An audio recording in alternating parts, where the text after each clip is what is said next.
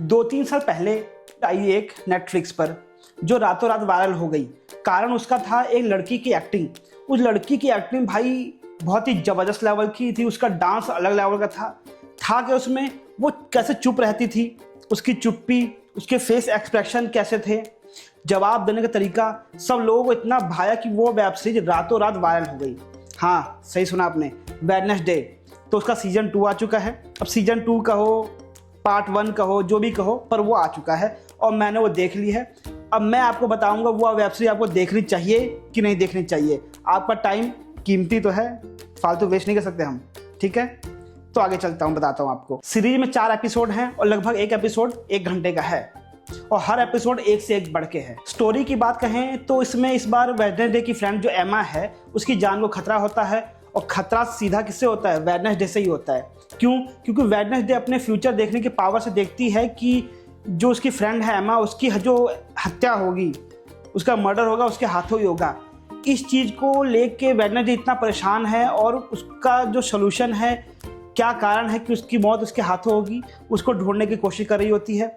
साथ ही साथ एक दूसरी तरफ एक जो आदमी होता है वो वेडनेसडे के पीछे पड़ा हुआ होता है। वो वेडनेसडे को पहेलियाँ देता है कि पहेलियों के द्वारा तुम मुझे ढूंढ के दिखाओ, चैलेंज करता है। वेडनेसडे उसको भी ढूंढ रही होती है। वेडनेसडे का छोटा भाई जो होता है वो अब बड़ा हो चुका होता है और उसके पास अब पावर आ चुकी होती है, जिसकी वजह से गलती से ही एक नया शैतान पैदा हो चुका होता है इसमें। ये शैतान तो होता ही है, जबकि पिछला वाला शैतान जो है वो दोबारा इस वेब सीरीज में देखने को मिलता है। 4 एपिसोड हैं इसके। लगभग हर एपिसोड में धीरे धीरे स्टोरी आगे बढ़ती है और लास्ट एपिसोड में क्या होता है कि एक हॉस्पिटल होता है जिसके तहखाने में लोगों पर तरह तरह के एक्सपेरिमेंट किए जा रहे होते हैं। अब एक्सपेरिमेंट किस लिए होते हैं इसका तो अब अगले सीजन या फिर नेक्स्ट पार्ट में ही पता चलेगा।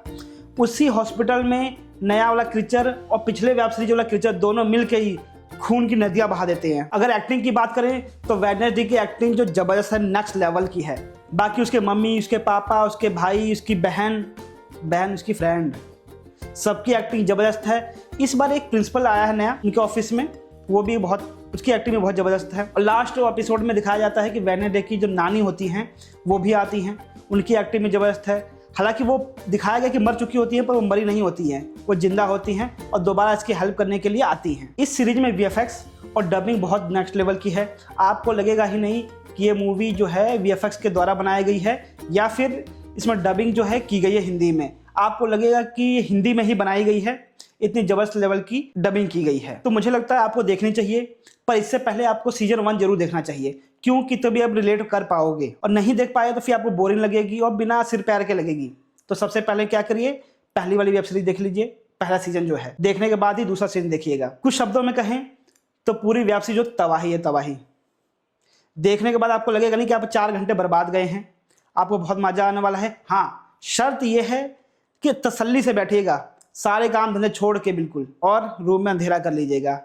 बहुत ज़बरदस्त लगेगी आपको वेब सीरीज। मैं हूं इंद्रजीत और ऐसी और अपडेट्स के लिए चैनल को सब्सक्राइब जरूर करें।